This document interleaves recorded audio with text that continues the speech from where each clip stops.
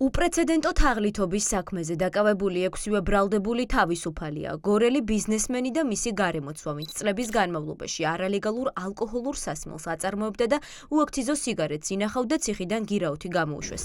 ახლა მთავარი კითხვაა, გაუღეს თუ არა დანაშაულებრივი ჯგუფის წევრებს ციხისკარი ოცნების ექს-ჩინოვნიკების წინააღმდეგ ახალი ჩვენებების სანაცვლოდ.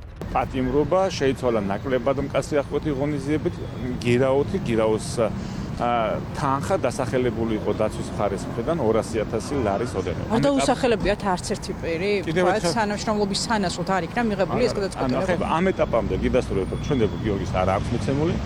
რაც შეეხება შემდგომში, როცა ამის საჭიროება დადგება, რა თქმა უნდა, დაცვის მხარე ბრალდებული საუკეთესო ინტერესებიდან გამომდინარე იმოქმედება. თუ ბრალდებულები ალაპარაკებას გადაწყვეტენ, გამორიცხული არ არის, რომ გამოძიებას ახალი მტკიცებულებები ჯუანშერ ბურჯულაძის წინააღმდეგ გაუჩნდეს.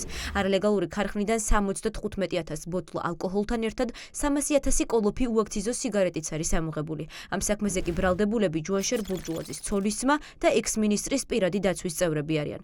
ამავე კომპანიაში მინისტრის პოსტის დატოვების შემდეგ დასაქმებული იყო თავად ჯუანშერ ბურჯულაძე. მე დღეს რა დოკუმენტებიც მაქვს, მე დღეს რა მტკიცებულებებიც მაქვს, რომელიც გაგვიცვალა ბრალდების მხარემ, მათი გამოკითხვის საქმეები, მათი ჩვენებები, რომლითაც ისინი ამხელენ ვასილ ხეიძეს, უბრალოდ საქმეში არ არსებობ. ბიზნესმენი და მოკრივე გიორგი კანდელაკი ათეულობით სხვადასხვა კომპანიასთან და ორგანიზაციასთან არის დაკავშირებული. ფლობს რესტორნებს და სასტუმროებს გორში, ვარიანში, ქარელსა და ბორჯომში. არის პრორუსული ტელევიზიის, სეზონი ტივის 100%-იანი წილის მფლობელი და სტალინის ფონდის დამფუძნებელი. გამოძიების ვერსიით სწორედ კანდელაკმა დააფუძნა არალეგალური ქარხანა ოცნების ყოფილ დეპუტატთან და ბიზნეს პარტნიორებთან ერთად, სადაც წლების განმავლობაში უკანონო ალკოჰოლს აწარმოებდა.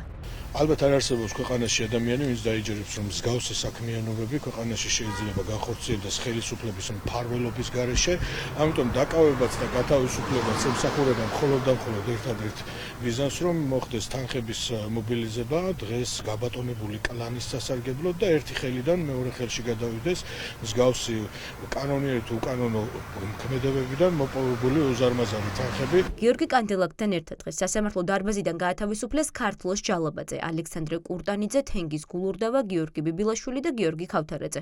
ადვოკატები ამტკიცებენ, რომ სამთვიანი პატიმრობის შემდეგ ყველამ გამოძიებასთან თანამშრომლობა და დანაშაულის აღიარება მოინდომა. ჩემი დაცვისკეშყოფმა სრულად ცნობთავი დამნაშავე წარდგენენ ბრალდებაში, ასევე გახადა ყველა მტკიცებულება უდავოდ, ასევე ყველა ბრალდებულებმა უდავოდ გახადეს მტკიცებულებები, შესაბამისად ჩვენ დავაყენეთ შუამდგომლობა ახვითის ღონისძიების სახით გირაოსთან დაკავშირებით. სასამართლომ სრულად გაიზიარა ჩვენი პოზიცია, ვინაიდან არ არსებობდა ყველაზე მკაცრი ახვითის ღონისძიების პატიმრობის გამოყენების ძალაში დატოვების სამართლებრივი საფუძველი.